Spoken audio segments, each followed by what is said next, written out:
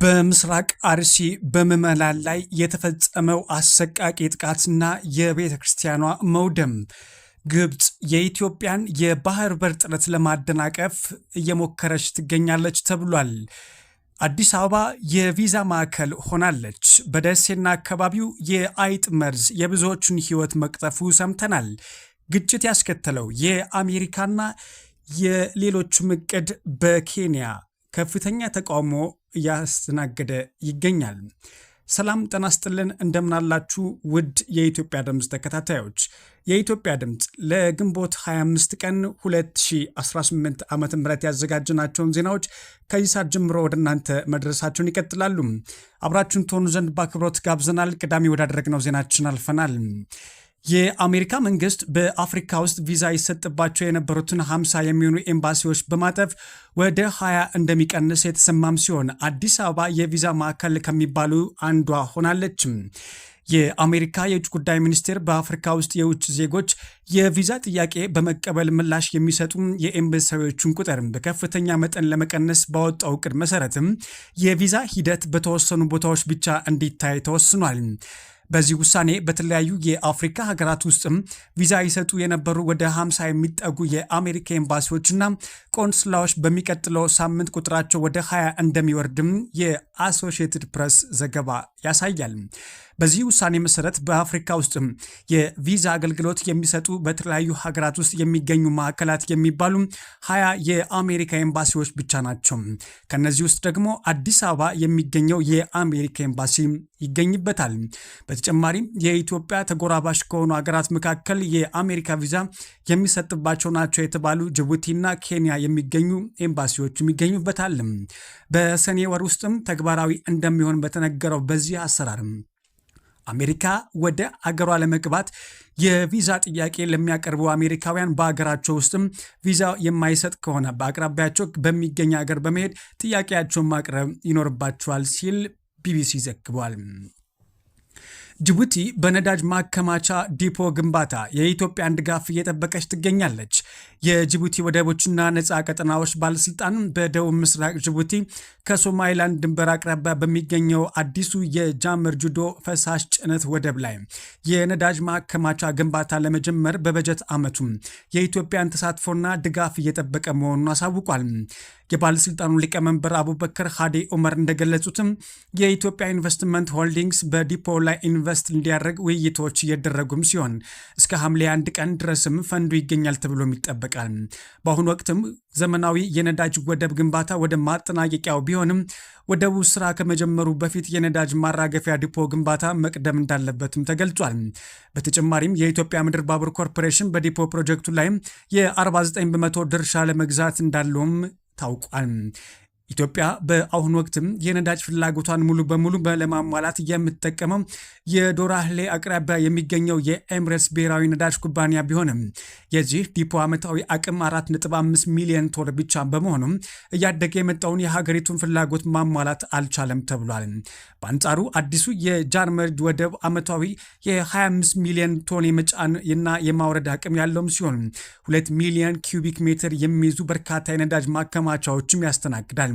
ይህንን አዲስ ወደብ ከነባሩ የባቡር መስመር ጋር ለማገናኘትም የ$90 ሚሊዮን ወጪ የሚጠይቅም የ17 ኪሎ ሜትር የባቡር መስመር ዝርጋታ ጥናት የተጠናቀቀም ሲሆን ይህም ነዳጅ በቀጥታም በባቡር ወደ ኢትዮጵያ ለማጓጓዝ ያስችላልም ተብሏል።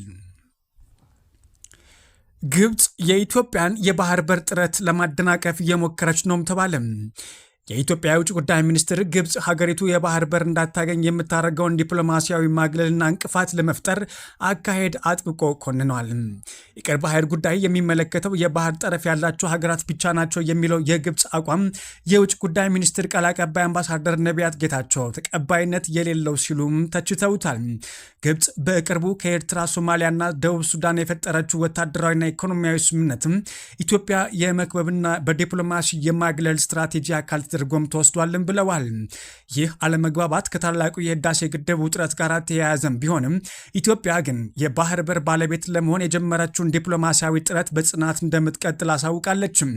በተለይም ከሶማሌላንድ ጋር የተጀመረውን ስምምነት ጨምሮም ሀገሪቱ ያላትን የባህር በር የማግኘት ፍላጎት በማናቸውም ጫና ሳትበገር በሰላማዊ መንገድ እንደምታስቀጥል ሚኒስቴር መስሪያ ቤቱ በድጋሚ አረጋግጧል።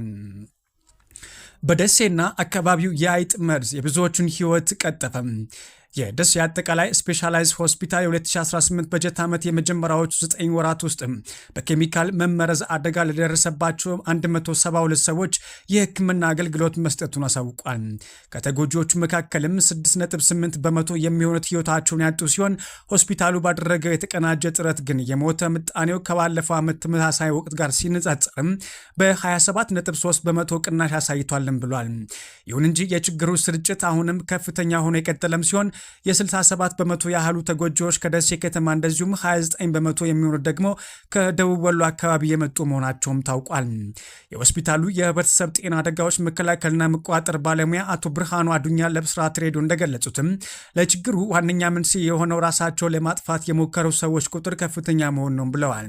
በጥናቱ ከተመዘገቡ ተጎጂዎች መካከልም 86.5 በመቶ የሚሆኑት ማህበረሰቡ አይጥን ለማጥፋት የሚጠቀምባቸውን መርዞች ለራሳቸው ጉዳት ያዋሉም ናቸው። የኬሚካል አይነቶቹ ትንታኔ እንደሚያሳየውም የአይጥ መርዝ 35.9 በመቶ፣ የመድኃኒት መመረዝ 17.6 በመቶ እንደዚሁም የበረኪና መመረዝ 15.3 በመቶ ድርሻ አላቸው ሲልም የህብረተሰብ ጤና ኢንስቲትዩት ያወጣው መረጃ ይጠቁማል። ቀጥለናል። በምስራቅ አርሲ በምዕመናን ላይ የተፈጸመው አሰቃቂ ጥቃትና የቤተክርስቲያኗ መውደም ብዙዎቹን አስቆጥቷል። ቤተክርስቲያናቱም የሐዘን መግለጫ ማውጥታለች። ከግንቦት 23 ቀን 2018 ዓ.ም ጀምሮ በምስራቅ አርሲ ሀገረ ስብከት በአጋሶ ሺርካና ሆንቆሎ ዋቤ ወረዳዎች በኦርቶዶክስ ምዕመናን ላይ በተፈጸመ አሰቃቂ ጥቃትም የ13 ንጹሐን ዜጎች ህይወት አልፏል። በጥቃቱ ወቅትም ታጣቂዎች የመኖሪያ ቤቶች ያቃጠሉም ሲሆን በማኅበረ ቅዱሳን ቴሌቪዥንና በአህጉረ ስብከቱ ሊቀ ጳጳስ ብፁዕ አቡነ ኤልሳኤ በተረጋገጠው መረጃ መሰረትም ከ280 በላይ ምዕመናን ከአካባቢያቸውም ተፈናቅለዋልም ብለዋል። ከሰው ህይወት መጥፋት በተጨማሪም በታሪካዊ ቅርሶች ላይ ከፍተኛ ጉዳት ደርሷል። ዕድሜው 101 ዓመት የሆነው የጠላት ጨፋ ቅዱስ ገብርኤል ቤተክርስቲያን ሙሉ በሙሉ በእሳት ወድሟልም ብለዋል። በተመሳሳይ ሁኔታ የካራ ኩፍቴና መድኃኔዓለም ቤተክርስቲያን ላይ ዘረፋ የተፈጸመም ሲሆን ምዕመናንም የቤተ ክርስቲያኑ ቅዱስ ጽላት ይዘው ወደ ሌላ አካባቢ ለመሰደድ ተገደዋልም ብለዋል። የአካባቢ ማህበረሰብም በተደጋጋሚ ለሚፈጸመው ለዚህ ጥቃት ዘላቂ መፍትሄ እንዲሰጠውም አቡኑም ጠይቀዋል። አድማጮቻችን ዜናዎቻችን ቀጥሏል። አሁን ደግሞ ከውጭ መገናኛ ብዙሃን ወደ ሰማናቸው ዜናዎቻችን ውሰዳችሁ። በኬንያ የአሜሪካ የኢቦላ ማቆያ ማዕከል እቅድ ከፍተኛ ተቃውሞና ግጭት አስከትሏል። በኬንያ ውስጥ ከአሜሪካ ለሚመጡ የኢቦላ ታማሚዎች የሚሆን ባለ 50 አልጋ ማቆያ ማዕከል ለመገንባት መንግስት ያቀረበውን እቅድ ፕሬዝዳንት ዊሊያም ሩቶ መደገፋቸው ተከትሎም በአገሪቱ ከፍተኛ ተቃውሞ ተቀስቅሷል። ከዋና ከተማዋ ናይሮቢ 200 ኪሎ ሜትር ርቀት ላይ በአሜሪካ የሕክምና ባለሙያዎች እንዲተዳደር የታቀደው ይህ ማዕከልም ለመቃወም በማዕከላዊ የሀገሪቱ ክፍል ትናንት በደረገ ሰልፍ ላይ በተቀሰቀሰ ግጭት የተነሳ የአንድ ሰው ሕይወት ማለፉን የመብት ተሟጋቾች አሳውቀዋል። ይህ በእንዲህ እንዳለም የኬንያ ፍርድ ቤት የማዕከሉን ግንባታ እቅድ ለጊዜው ማገዱ የተገለጸም ቢሆንም በአካባቢው ነዋሪዎችና በጸጥታ ኃይሎች መካከል ግጭት መፈጠሩን አዣንስ ፍራንስ ፕሬስ ዘግቧል። ይህንን ተቃውሞ በተመለከተ ፕሬዝዳንት ዊሊያም ሩቶ ኃላፊነት የሚሰማን መንግስት ነን፣ የምንሰራውን ስለምናውቅ ህዝቡ ተረጋግቶ ይቀመጥ በማለትም እቅዱን የተከለከሉም ሲሆን አሜሪካ ለዚሁ የኢቦላ መከላከያ ዝግጅትም 13.5 ሚሊዮን ዶላር መመደቧም ተገልጿል። ይሁን እንጂ እስካሁን ድረስ በኬንያ ምድር አንድም የኢቦላ ተዋሲ የተያዘ ሰው አለመኖሩ እየታወቀ እንዲህ አይነት ማዕከል መገንባቱ የህዝቡን ስጋት ቁጣም እንዲብስ አድርጎታል ሲልም ቢቢሲ ዘግቧል። በኢራን የኑሮ ውድነቱ ለሙታንም አልተመለሰም ተባለም። ለቀብር የሚጠየቀው ክፍያ በ50 በመቶ እንሯልም ነው የተባለው። የቴህራን ከተማ ምክር ቤት ባሳለፈው አዲስ የዋጋ ተመን ማሻሻያ ምክንያትም በታዋቂው የቢሽቴ ዛራ መካነ መቃብር የቀብርና ተያያዥ አገልግሎቶች ዋጋም እስከ 50 በመቶ የሚደርስ አስደንጋጭ ጭማሪ ማሳየቱን ዱንያ የአቅሲታ የተሰኘውን የሀገሪቱ ጋዜጣ ዘግቧል።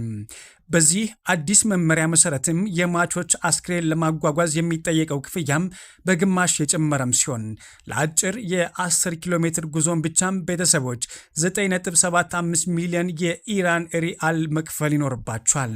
ይህ እጅግ የተጋነነ ዋጋ አስክሬን በስርዓቱ ማጠብ፣ መገነዣ መግዛትን፣ ከመቃብሩ በፊት በቅዝቃዜ ክፍሎች ውስጥ ማቆየትና የመቃብር ድንጋይ ተከላ ወጪዎችን ጨምሮ ለቀብር የሚያስፈልጉ እንደ ድንኳንና ወንበር ያሉ ቁሳቁሶች ኪራይን ያካተተ በመሆኑም የኑሮ ውድነቱ በህይወት ባሉ ሰዎች ብቻም ሳይሆን በሙታንም ላይ ጭካኔ የተሞላበት ሆኗል ሲልም ቢቢሲ ያወጣው መረጃ ይጠቁማል። ውድ የኢትዮጵያ ድምፅ ተከታታዮች የኢትዮጵያ ድምፅ ለግንቦት 25 ቀን ያዘጋጃቸው ዜናዎች እነኝን ይመስላሉ። አብራችሁን ስለነበራችሁም ከልብ እናመሰግናለን። ሰላምን ተመኘን።